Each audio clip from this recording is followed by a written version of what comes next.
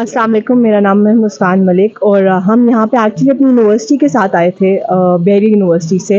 And we were here to study the culture which लोकविसा is showing.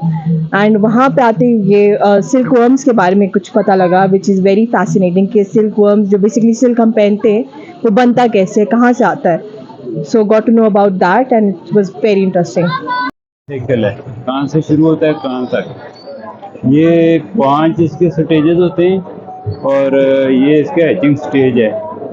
Hatching stage यहाँ से ये white जो आपको नज़र आ रहे हैं ये इसके वाइट एग हैं और इन एग से ये हैच होके जो लार्वाज भी आपको ब्लैक वाले नज़र आ रहे हैं ये लार्वाज इसके ये हैच होते ही फार्मर ने इसको शहतूत के पत्ते काट के डालना शुरू कर दिए। शहतूत के पत्तों से खुराक देना शुरू करते हैं। इसका कद काट कितना हो जाता है।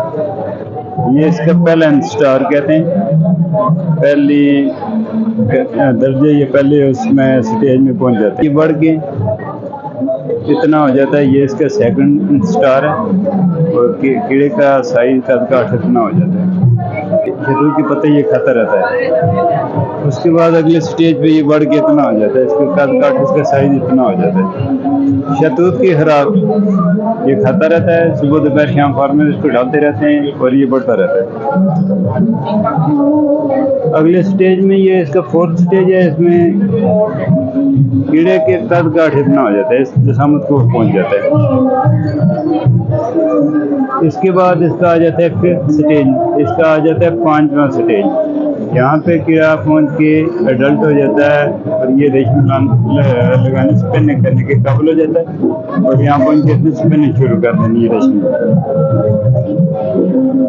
रेशम का कीड़ा अपने ऊपर जो इसका सलाइवा आता है वो धागा बन जाता है, उसके मुंह से जो सेक्रेट होता है इस तरह का रेशम का कवर बना लेता है। इसको सिल्क कोकून कहते हैं, इस वाइट स्ट्रक्चर को।